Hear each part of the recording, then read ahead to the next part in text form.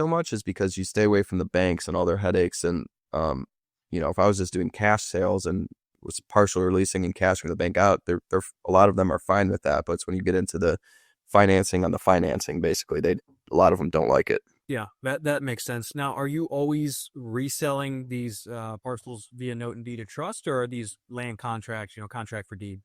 I don't do any contract for deeds. Oh, I want to say that I only do them on like desert squares less than 20,000. I don't really sell much of those, maybe one or two a year. We'll do a contract for deed, but on any of the larger stuff, you don't want to be doing contract for deed for multiple different reasons. Is that a legality issue? No, I mean, you just, the main reason being that the note buyers in the secondary market don't like contract for deeds. They're not a, Sure. a solid security instrument. I mean, they want to see the title recorded, and a lien placed on it, at the county where the land is located. It's the main reason why you don't want to do contract for deeds. And then there's multiple other reasons depending on which state you're in, such as Texas versus Colorado versus Michigan, wherever. Each state kind of views it differently from a legality standpoint.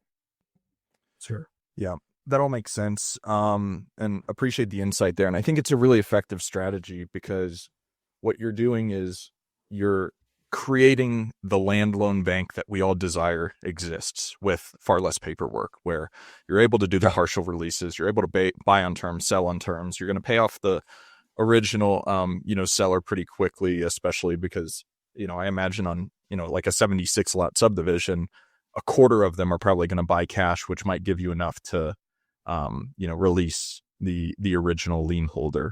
But have you, because I've started, learning more about like the agricultural loan products and rural land products that are out there. Like Rural First is a big land lender in the space. Okay. A few, smaller banks in Colorado that offer decent land loans and everything. Of course, it's always up to appraisals.